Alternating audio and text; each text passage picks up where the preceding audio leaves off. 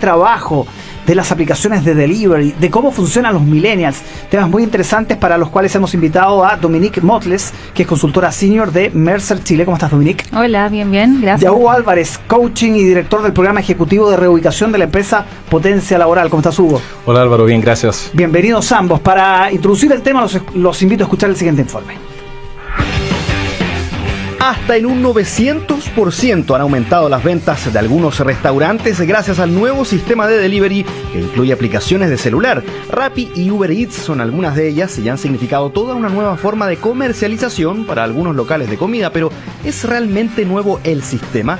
¿Podrá ser esto un revitalizador para la venta de otros productos?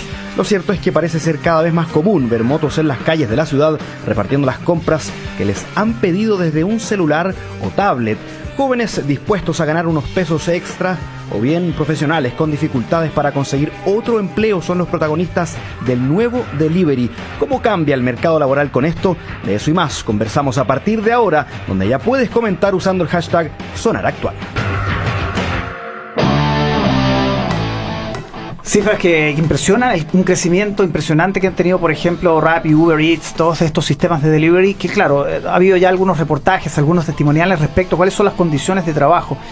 Hablemos, Dominique, comencemos hablando de cómo han sido las características de este tipo de relaciones laborales, muchas veces, en algunos casos sin contrato, cuál es el perfil de las personas que están asociadas a este tipo de firmas y cuáles son las características, muchas veces los riesgos también a los que están expuestos.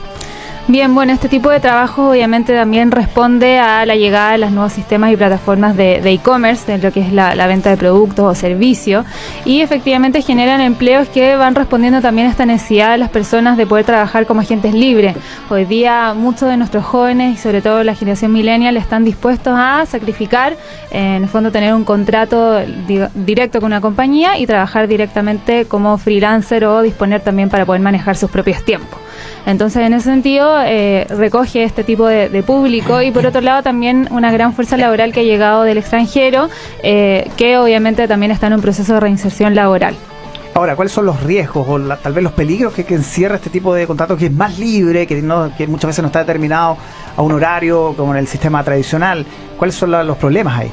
Bueno, ahí en ese caso, en el fondo lo que pasa es que muchos de estos colaboradores, no tienen contrato, por lo tanto claramente ahí no están protegidos bajo la ley laboral, lo que obviamente los deja fuera un poco de la protección social y física, digamos, que dan para un contrato.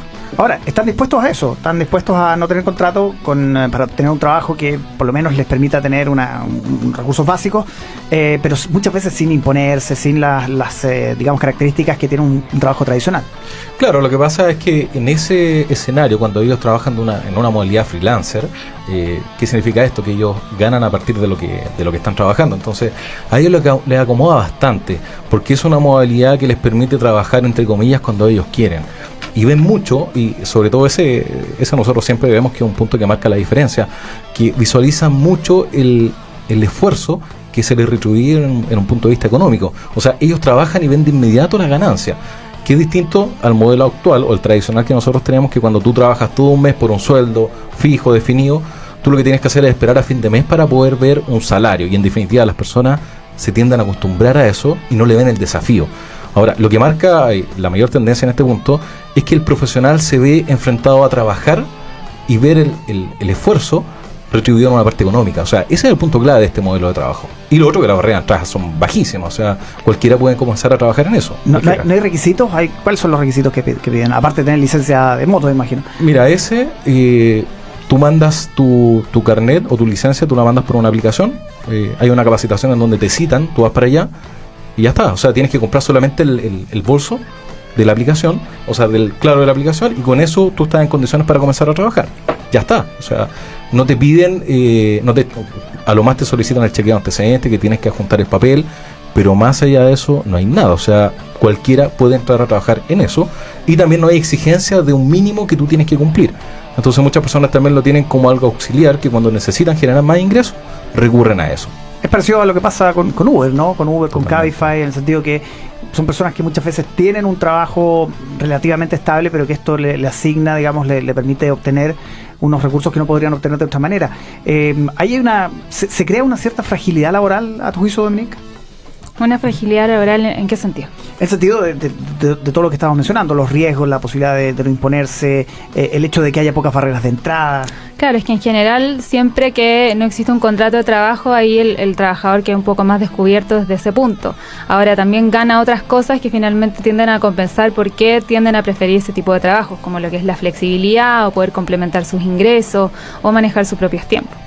Ahora, Hugo Álvarez, ¿cómo visualizas que va a seguir desarrollándose este mercado? ¿Es un boom acotado? ¿Hay que acostumbrarse a este tipo de pegas? ¿Hay que pensarlo, digamos, para gente que está empezando a trabajar o migrantes que muchas veces no tienen otras oportunidades? ¿O es una situación que llegó para quedarse, por ejemplo? Dijiste muchas, ¿eh? Sí, se ocurre todas. A ver, mira, cuando llegaron estas aplicaciones con este estilo de trabajo a Chile, al momento de penetrar en el mercado, lo hicieron dando muy buenas comisiones a las personas que trabajaban ahí.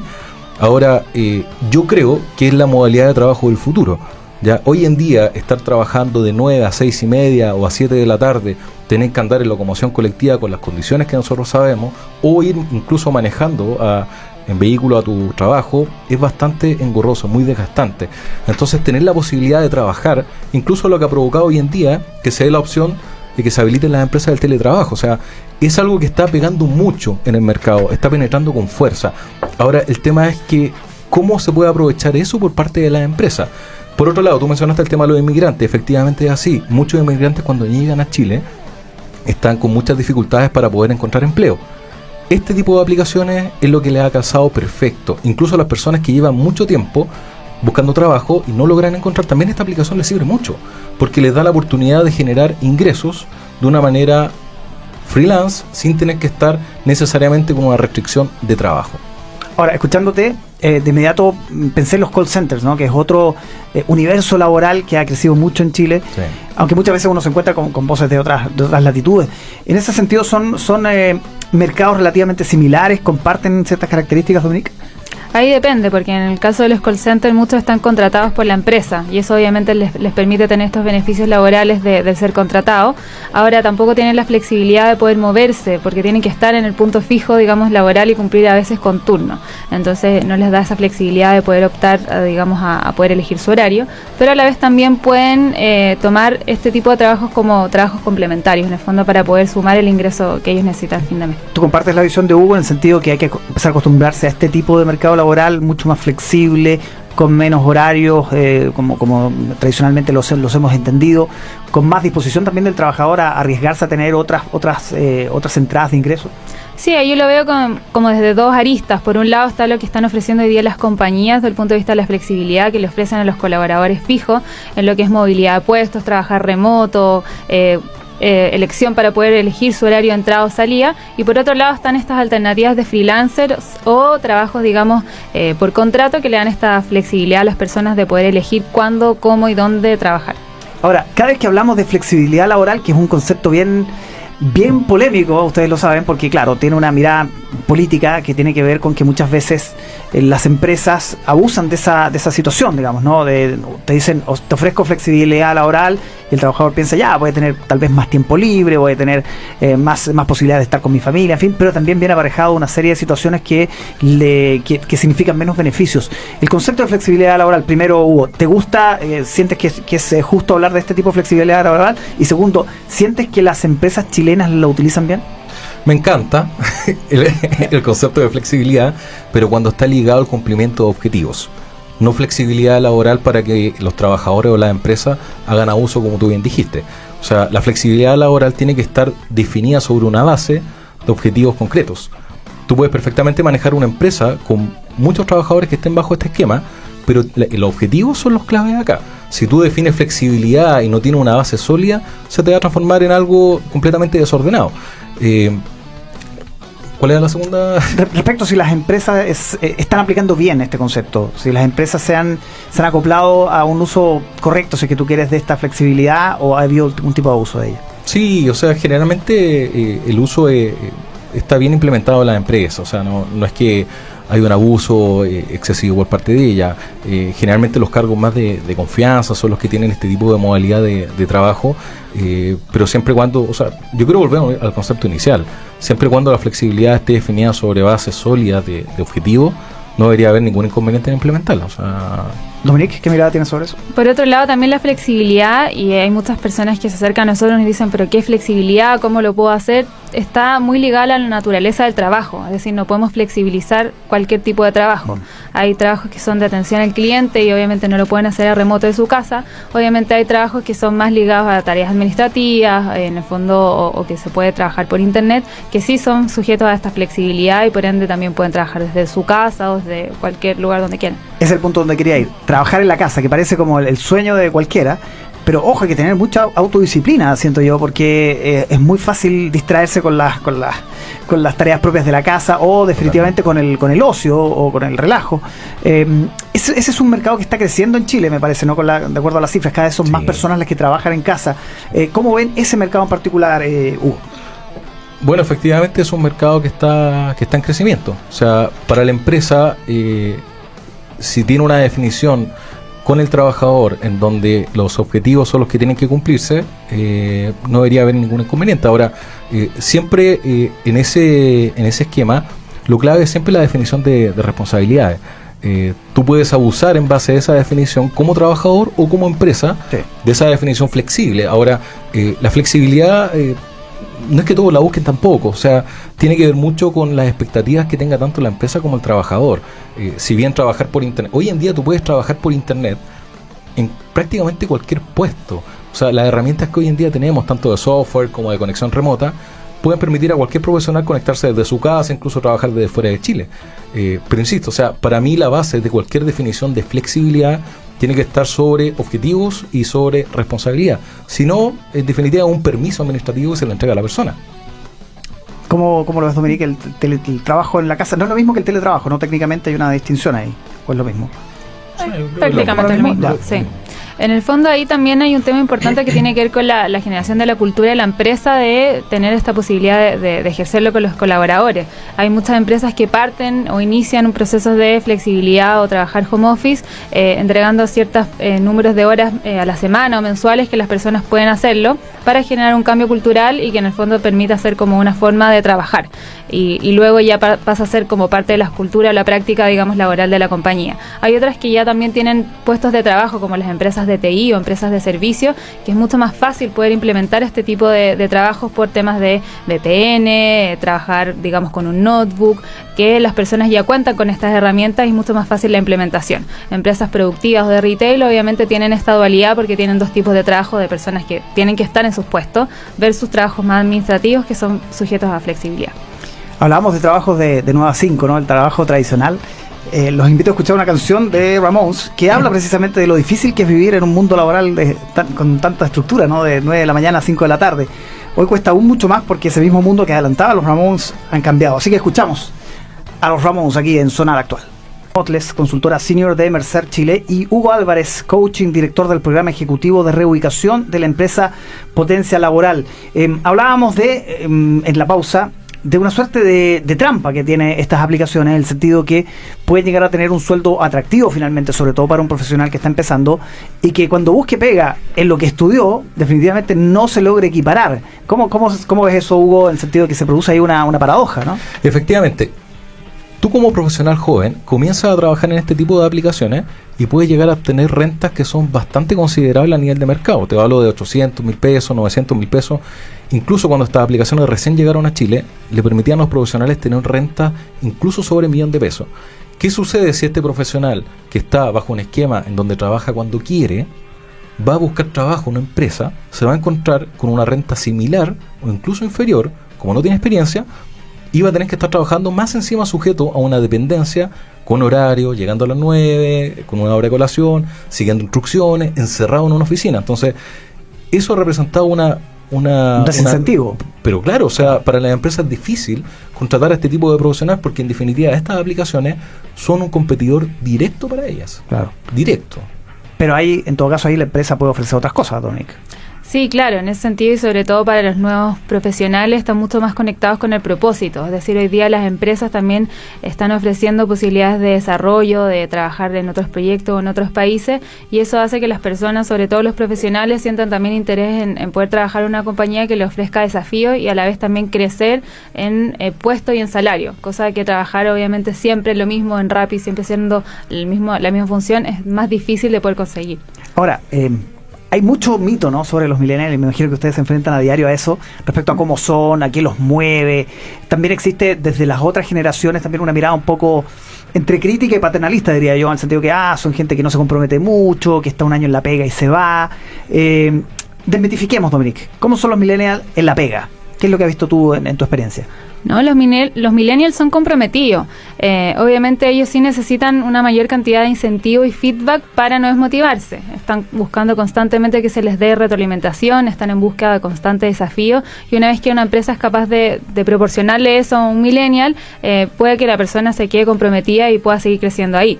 Entonces yo creo que ahí también hay un mito y también hay una dificultad de cara a las jefaturas de cómo manejar o cómo gestionar a una persona que es distinta a cómo estuvo acostumbrado a trabajar hace mucho tiempo atrás. ¿Qué le recomendaríamos a un jefe de un millennial? ¿Por dónde si quiere retener al trabajador? ¿Qué le tiene que decir? Mira, lo primero es considerar que ya el escenario laboral no es el mismo de antes, en donde, no sé, cuando hablamos de 20 años atrás, 15 años atrás, el trabajo era sagrado. Hoy en día el millennial lo que busca es trabajar en base a un objetivo personal, en donde la empresa se alinee con su objetivo. Ya, él busca una motivación, pero que esté también vinculada con sus deseos, con sus expectativas. Él no va a ser el profesional que va a trabajar y va a durar en una empresa solamente por tener trabajo. No, o sea, generalmente el millennial tiene esa libertad de poder moverse y de poder elegir también la empresa en la que va a trabajar. Entonces un jefe que te está liderando un equipo de millennials tiene que estar muy en contacto con ellos, tiene que también saber identificar cuáles son las expectativas que ellos tienen y poder hacer todos los esfuerzos posibles para alinearlas con lo que la empresa y con lo que él como jefe también puede ofrecer. Ya, pues ¿cómo se hace eso? Porque suena bonito en la teoría, pero ¿cómo se hace en la práctica? Porque mira, lo primero es escuchando. O sea, tienes que escuchar a tu equipo. Ya no es el esquema tradicional en donde el jefe simplemente daba órdenes, daba instrucciones. Hoy en día, si tú miras en internet, está lleno de estos bonitos, el líder, el jefe, la diferencia, todo. Lo que tiene que hacer el jefe es escuchar al millennial, tener relaciones con ellos, estar de una forma cercana liderándolo, ver cuáles son las expectativas que ellos tienen.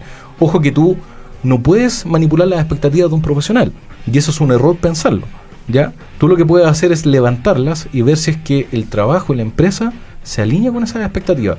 Si tú lo puedes hacer escuchando, luego siendo claro, siendo transparente y también dando el ejemplo sobre cuáles son tus valores y tus creencias como líder, y que también que es lo que hace la empresa. Ahí tú puedes generar un compromiso del millennial. Pero si tú, como jefe o como empresario, te pones a contratar millennials y piensas que solamente por darle trabajo ellos van a estar ahí contigo, estás equivocado. O sea, se te van a ir pero rápido.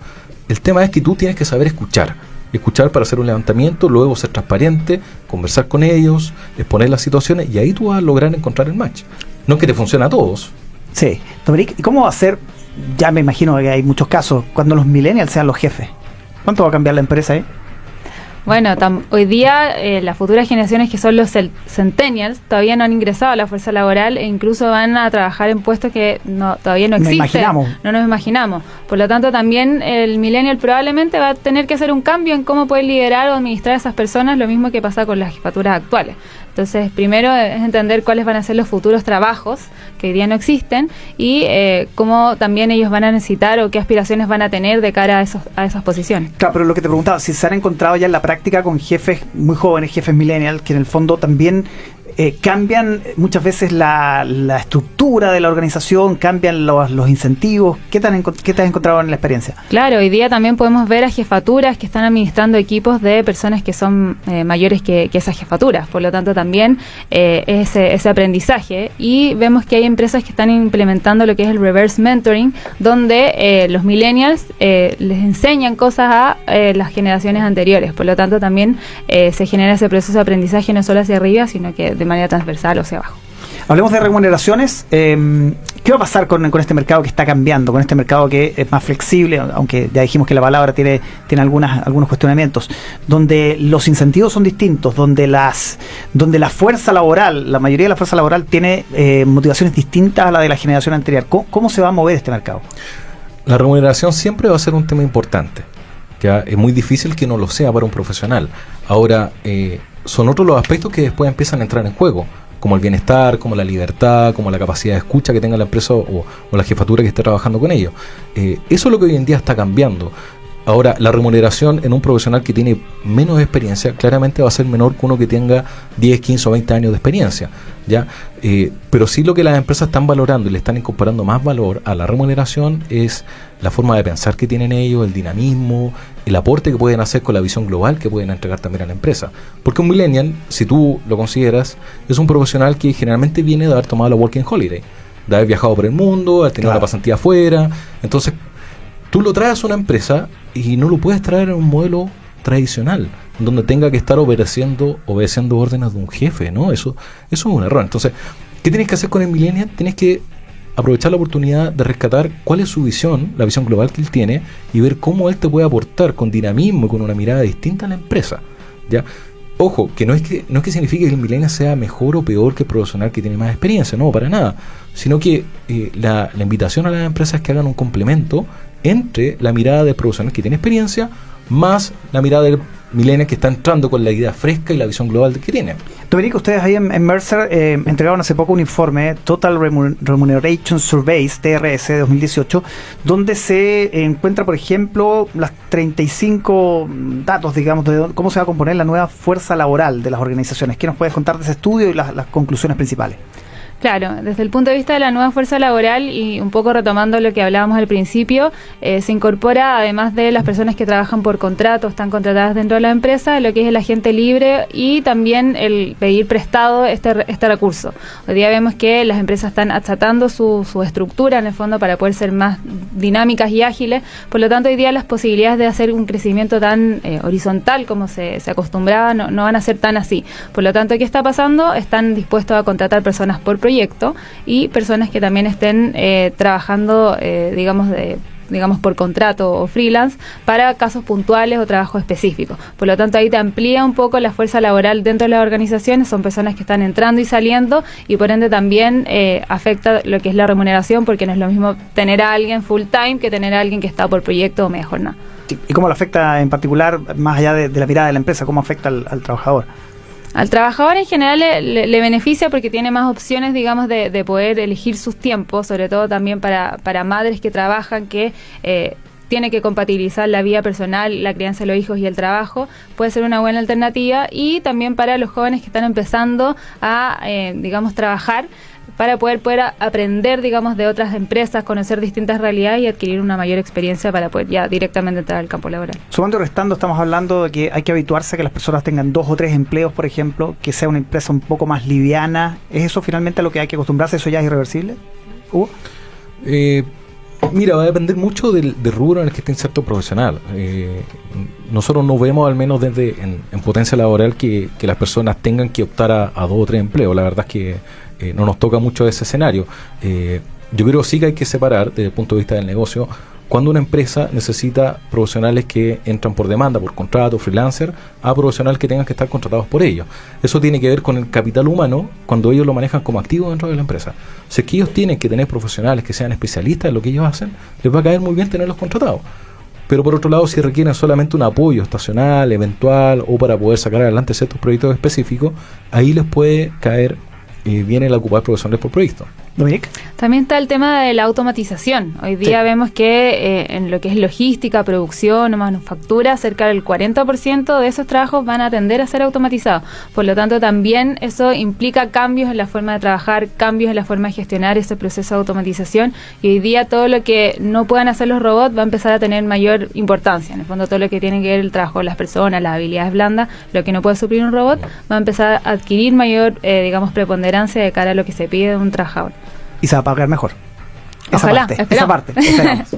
Yo les tengo que contar que si hay algo actual es no dormir las horas que tu cuerpo necesita. Factores hay muchos: trabajar hasta tarde en el computador, la maratón de series que no te quieres perder, y al otro día, ojos rojos. Usa Red Off y elimina la mala fama. Red Off elimina la irritación y el rojo del ojo. Y hace unos años no nos imaginábamos que desde un celular pudiésemos pedir la comida o desbloquear una bicicleta en la calle, ¿verdad? Bueno, es porque toda gran revolución comienza por algo pequeño. Toyota Aygo, ahora la seguridad tiene un nuevo tamaño. Descúbrela en www.toyota.cl. www.toyota.cl.